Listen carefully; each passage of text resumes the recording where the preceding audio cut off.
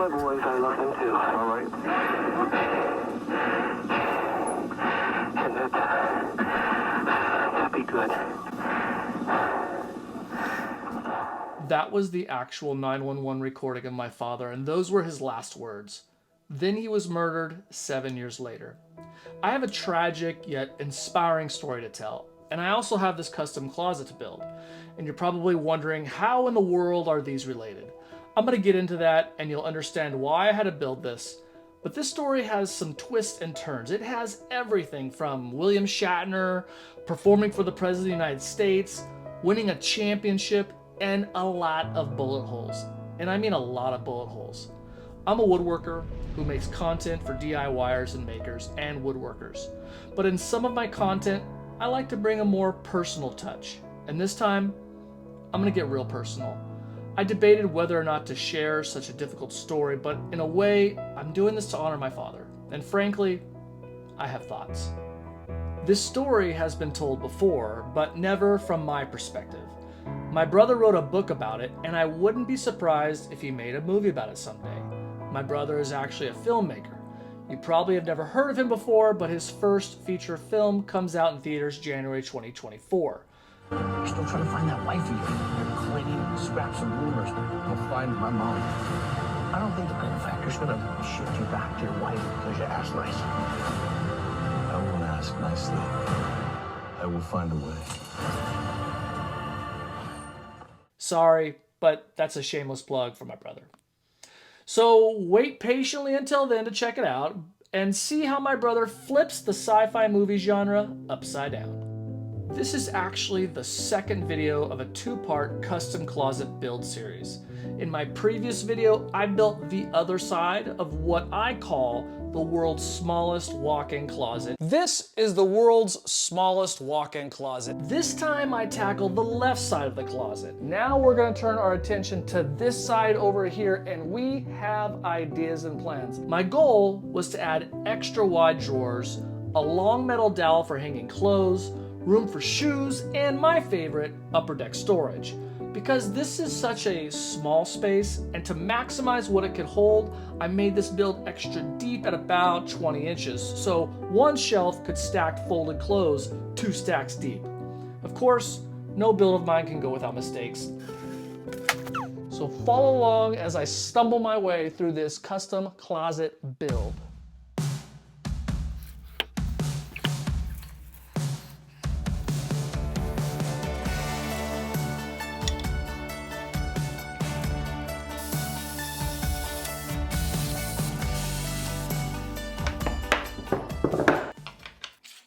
Growing up with whatever is around us and whatever we are exposed to inevitably becomes what is our normal.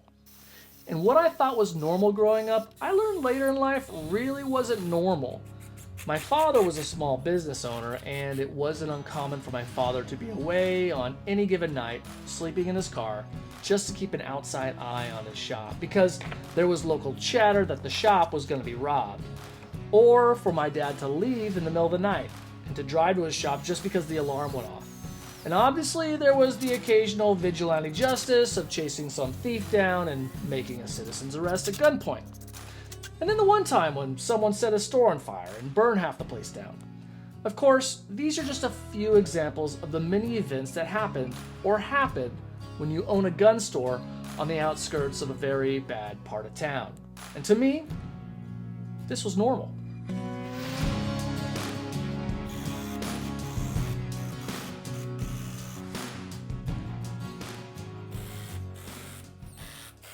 My dad started out with a small convenience store gas station that he also ran a wholesale bait and tackle delivery business out of. Eventually, the gas pumps went bad. It was never clear to me what that really meant, but basically the cost to fix them was not worth it. So to keep attracting customers, he started selling guns and ammo.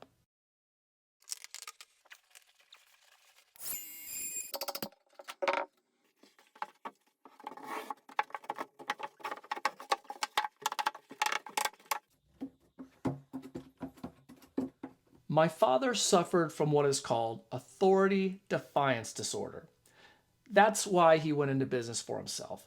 He wasn't exactly great at taking direction from others, so if he was the boss, let's just say he was happier that way. He definitely passed some of that trait down to me, but my symptoms over the years seem to have improved somewhat, since at least I've been able to identify the problem. Rome wasn't built in a day, but hey, we're getting there. One could argue that his defiance of authority was really just defiance to opposition, which I believe ultimately led to his miraculous survival and even possibly his untimely death. My dad usually closed the shop shortly after sundown because at night it wasn't exactly the safest place to be. He was just getting ready to start his nightly store closing routine when two guys with masks came in without warning and said, "You're dead," and just started unloading large magazines of 9mm rounds. They shot out the glass gun cases and my dad. It was estimated 40 plus rounds were fired. The place was riddled with bullet holes, and the floor was covered in so much blood that afterwards they painted the floor red just because it was easier. While the two guys were taking all of the guns, my dad reached for a gun that he thought was loaded, that he had hidden behind the cash register for these sorts of situations. Turns out it was just an unloaded gun from the display case that had fallen on the floor in the hail of bullets.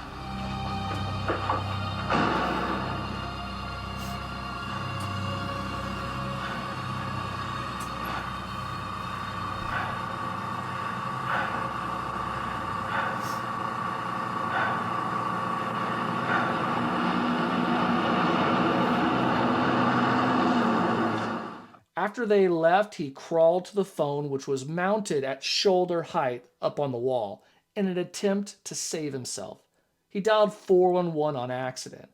I don't know if 411 even exists anymore, but back in the day, if you needed a phone number, you could just call 411 and an operator would connect you with whatever address or name you told them.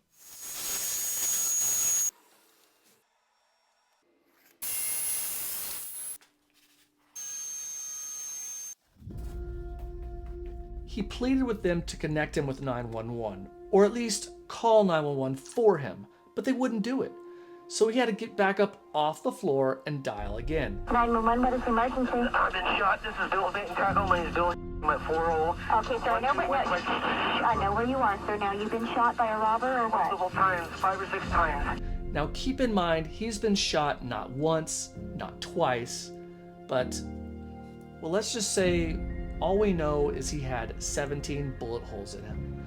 Some were entries, some were exits, and some were entries that never had an exit. So we have always just said he was shot 12 or 13 times. The hospital staff never really figured it out. Eventually the ambulance arrived, but they couldn't enter the shop until the scene was declared safe by the sheriff's officer. We put ourselves on scene, but the scene wasn't secure because there was no law enforcement there. They know that someone's been shot multiple times from our reports to them, and that's their concern. If they get in there and there is someone still in there, and now their life is in jeopardy now too. It was quite frustrating knowing he was basically bleeding to death, but I completely understand it's critical that the first responder safety is the #1 priority. I can't do Bill any good if I'm shot. I can't do him any good if I'm dead. We just pulled back across the street. If we had to get out of there quickly, we could. By the time they got to him, he was at death's door. My dad knew he was dying and felt he only had moments left. He just knew he was going to die. He knew he wasn't going to make it. And Bill was grabbing at the things that mattered most to him. So his message that he wanted to send to his family was, Tell my wife I love her. Just tell my wife I love her. Please, you've got to tell my wife I love her. I know I'm not going to tell her. Please tell her. And I said, okay, Bill, I promise. tell my wife I love her. Tell my boys to be good. What's the number? So he gave me the number, and I repeated the number. He says, yes. I said, Bill, I'll tell her. I promise. He says, okay. And I think a little bit of calmness came over him. So the story ends there, right? Dad dies. That's it. Game over? Well, not exactly. You see, despite losing a ton of blood and gaining a ton of bullets, he miraculously survived. And all of this footage you've been watching was from a TV show called Rescue 911. Rescue 911 was hosted by William Shatner. This series is dedicated to the real heroes who answer our calls for help and risk their lives to save the life of a stranger. I'm William Shatner. This was a massively big deal for my dad since he was such a huge Shatner fan. I guess irony can be pretty ironic sometimes. An inappropriately decently sized portion of my childhood evenings was spent hanging with my older brother and my dad watching Star Trek. Star Trek was never even my thing, if you couldn't tell, but I enjoyed being with my dad. The countless hours wasted watching Star Trek ended up being well invested time just being around my dad.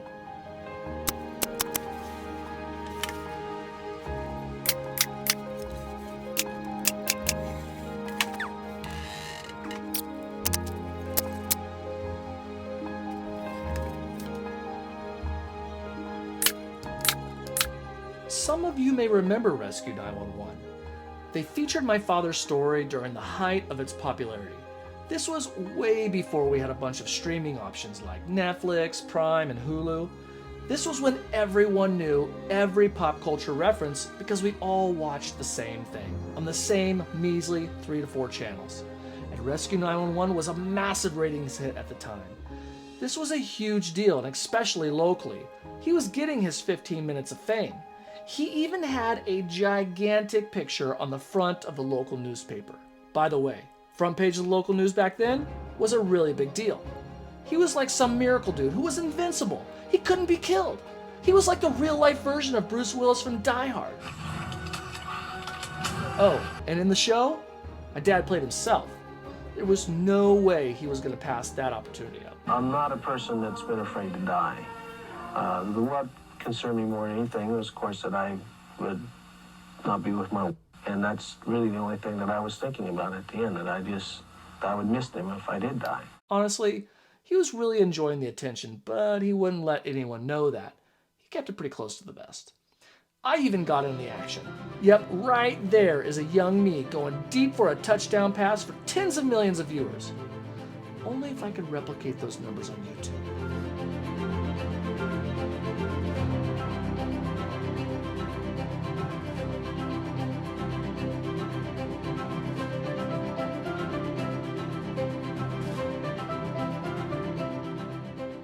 Before the show aired and after the shooting, a lot happened.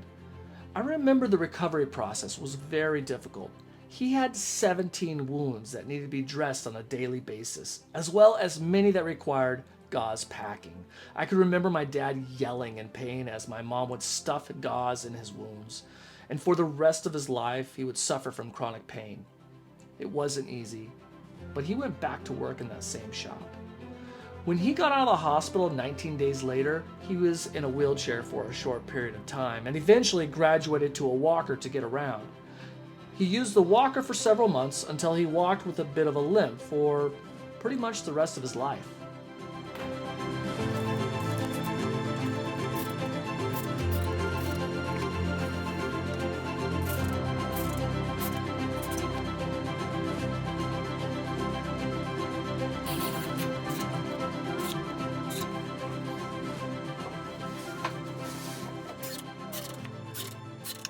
So as the story goes, he gets shot, lives, and now we get to the second part of the story. You see, I heard about this Little League thing, and I thought it was right up my alley and wanted to try it out, so I asked my dad if I could play baseball. I wanted to sign up and play. Now, this was probably the greatest single request I could ever ask of my dad. He loved baseball, and there's no doubt in my mind that he had romanticized the idea of someday one of his sons taking up the sport. This was probably the day the heavens had truly opened for him. You would have thought it was surviving 17 bullet holes, but that was nothing compared to the day that I uttered the words, "I want to play baseball." The sport of baseball was the blood that ran through my dad's veins. Baseball was life, and I was good at it. Real good. You see, he was a star baseball player in high school. He was an ace pitcher with an ERA of 0.71 his senior year. If you don't know what that means, basically for every 9 innings he pitched, the other team only scored an average of less than 1 earned run. So if my dad was pitching, they were winning. He was so good that the San Francisco Giants and the Philadelphia Phillies were scouting him.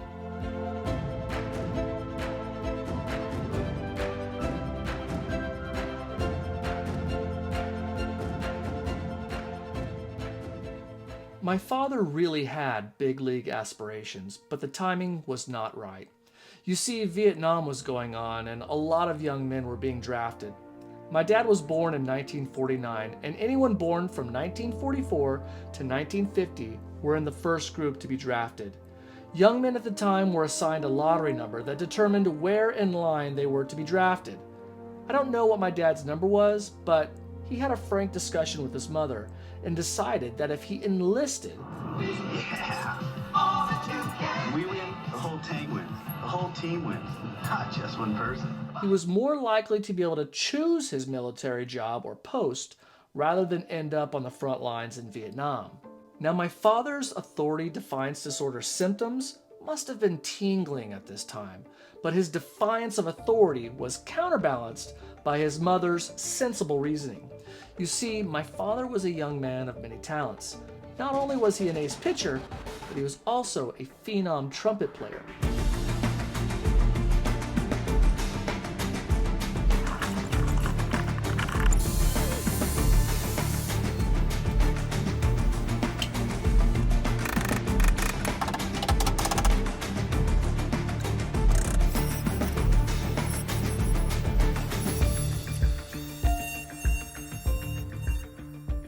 So instead of my father reaching his big league dreams, he enlisted into the Army and was stationed at Washington, D.C., playing for the #1 honor guard in the Army. He performed at major events on Capitol Hill, the Washington Mall, and the White House, amongst other notable places. Not too shabby. A few years ago, I remember talking to his brother Jim, who recalled having conversations with my dad about his sweet military gig and how he never had a fight in Vietnam. Yet, all my dad ever did was complain about how much he hated being in the Army. Sir, you got a war face? Ah! That's a war face! Now let me see your war face! Ah! I heard story after story about his superiors yelling in his face, like the one time his sergeant screamed, "Did I give you permission to sweat?" I think that story I heard probably over 50 times growing up. You would have thought my dad was just peeling potatoes all day and getting yelled at. He still served honorably and loved his country, but being in the military only solidified in his heart that someday he was going to be his own boss.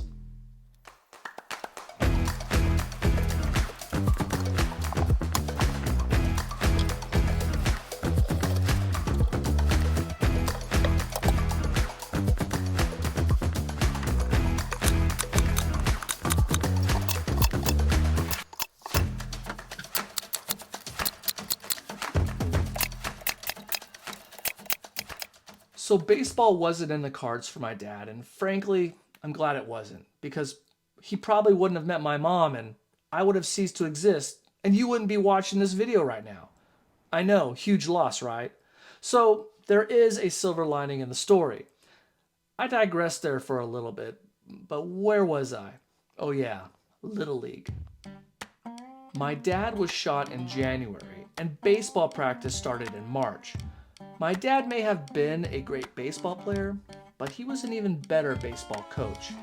I signed up late to Little League, so I didn't get to try out. You see, in Little League, everyone shows up for tryouts. All the coaches watch the kids throw, field, and hit. Then the coaches get together and have a draft. The best players get picked first, and the worst get picked last. There were a few of us who didn't get to try out because we signed up after the tryouts. My dad wanted to coach me, so the league allowed us to form a team with a few of us who were late signups and the remaining kids who were clearly the worst players that were basically left over from the draft that would have been picked last, but they just gave them to my dad to fill out a team. We were truly a bad news bears situation with a majority of unathletic, predestined bench warmers that all of the other coaches passed on.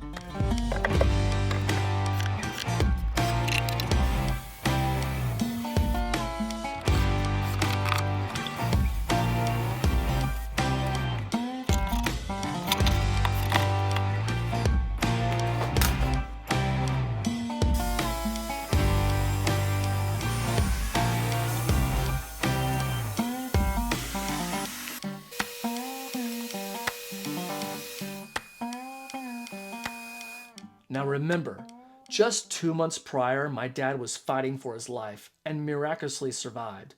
But another miracle was about to take place. My father did something that I will never forget. He never flinched at the idea that these kids were leftovers from the draft. He embraced each one of them and spent real time and effort teaching them the game of baseball. I remember seeing kids that could not even throw a baseball and really had no business being on the field. I could only imagine their parents just hoping and praying their kids would just have a positive experience and not totally embarrass themselves. Little did they know what was about to happen. I will never forget watching the able-bodied parents sit on the bleachers as my father pitched batting practice from a walker on the mound. I mean, who else was going to do it? No one could throw batting practice better than my dad, walker or no walker. Right before my eyes, I saw us grow as a team and each kid blossom into solid baseball players. As a team, we were a well-oiled machine with sound baseball fundamentals. The same kids who couldn't throw a ball to save their lives were now getting base hits, taking ground balls, and turning double plays. No one gave us a chance that season, except my dad. And guess what? We won the championship.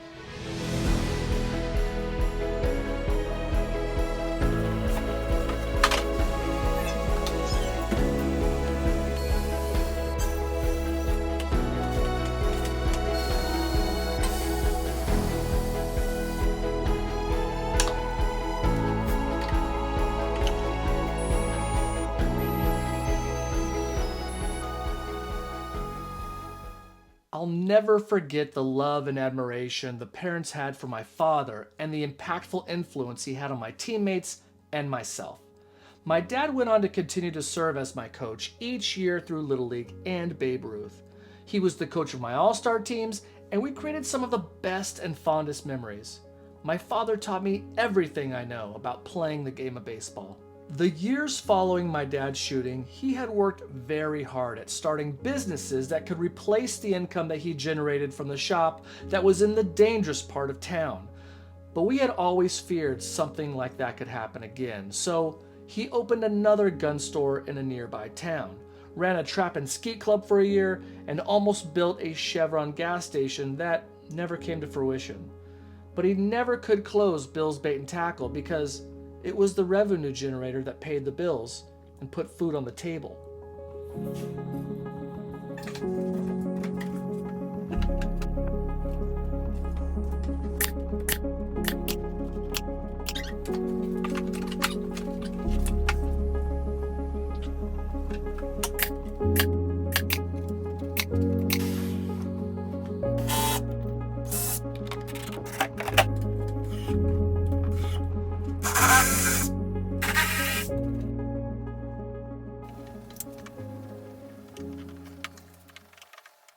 On Saturday night of November 23rd, 1996, my dad had stopped by the shop to close the store after winning several frozen turkeys at the Trap and Ski Club for a Thanksgiving trap shooting competition. He was on the phone with my mom when she heard two loud bangs. She thought maybe something had fallen off the shelves and made some noise, but then my dad calmly said, "Call the cops," and hung up the phone. My mom did exactly what he asked. Two men came into the store, shot my father twice, and left. This wasn't some hit job like it may seem. These guys came in to rob him, just like the other two guys did. But they got scared when they heard my father say call the cops on the phone and took off. My father lived 7 more years after the first shooting. These were the best 7 years with my father. God left him on this earth just a little while longer because he had more work to do, more lives to touch, more baseballs to throw, more sons to raise, and more love to give.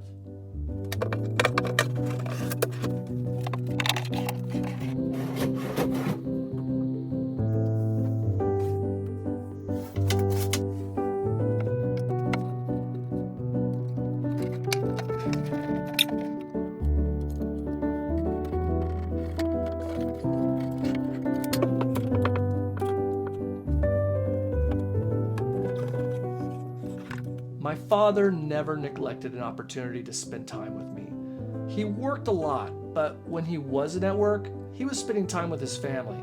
I miss my father greatly, and not having him around has been hard, especially since he has never met my children or my wife, never saw me get married, or been around for so many major life events.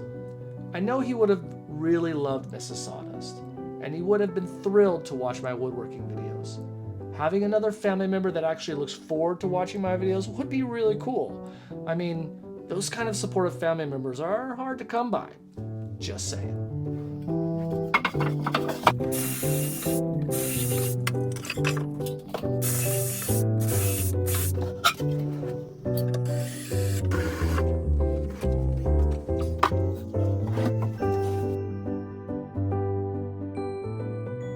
I was 17 years old when my father died, so I was fortunate to not have to go without a father in my youth.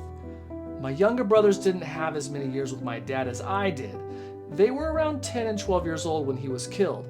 I was self-absorbed in my own world at that time, but looking back, there was definitely some concern lingering around about how a fatherless home might affect them.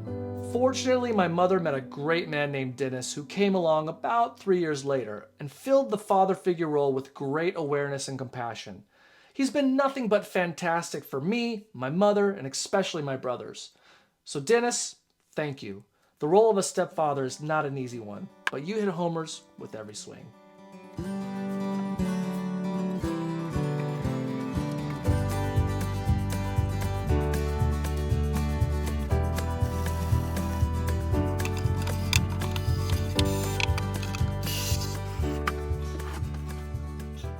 Some might say I put my father on a pedestal, and maybe there's some truth to that. But that's what your kids do when you're a great parent. That's what happens when you spend time with your kids and show them attention. Your kids will sing your praises. All kids are looking for is a hero, a leader, a father, a strong male role model. So let me be crystal clear when I say every child deserves a father in the home. And if they don't have one, then every child needs a strong male role model that they can rely on, depend on, that they can look up to. This is Christmas 1985, and everybody ready? Merry Christmas! Hello out there! You guys excited about Christmas? Yeah! Yeah, I know you want your presents, huh? Yeah. Well, we're gonna do it tomorrow. Okay, all right. Well, you talk to me. How about...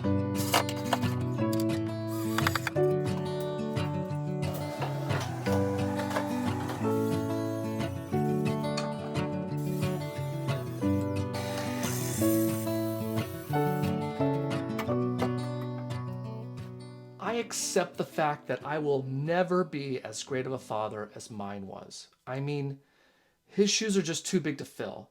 He was a run into a burning building and save everyone kind of guy. You know, the no time for backup sort of dude. But as that is how I remember my father, I have to ask the question, how will my children remember me? Hopefully, I'll never have to do the how many bullets will it take to kill me test, and I won't be performing for any presidents of any kind.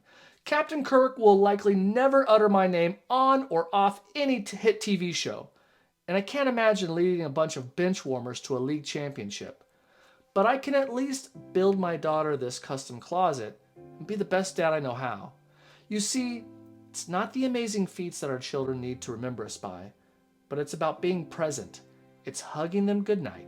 It's showing up to a school function where they get to show off something they made. It's willing to drive them to their friend's house and not making them feel like a burden.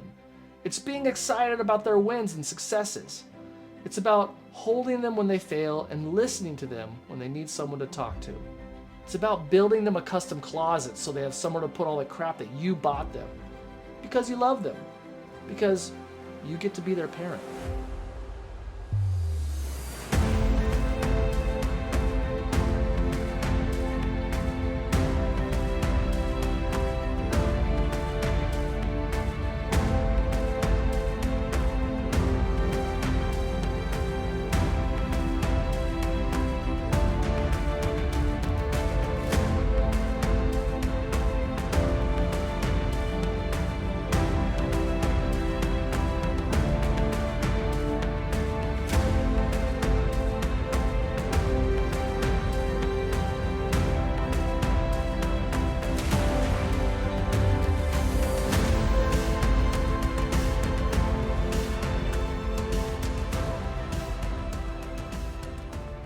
you have been following my channel, then you know this isn't the first thing that I have built for my kids, and it certainly won't be the last.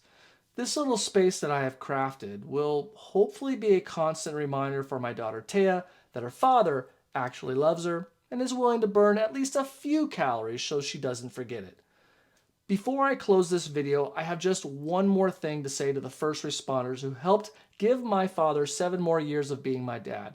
And before I show you that message, please know that if you want to see the other side of this closet that I built in my last video, then don't hesitate to click on the video that will be posted in the top right-hand corner of the screen. If you thought this video, part 2, was worth the watch, then I know you will appreciate part 1 of this series. But without further ado, this next message is about 27 years overdue. Maybe I was wrong. Maybe time's not that strong. Are we falling further? Are the lights that take us home? Everyone is gone. Are we breaking tidal? To ask the question why we live and then we die. I think I'm fine. Maybe I'll write you from the other side.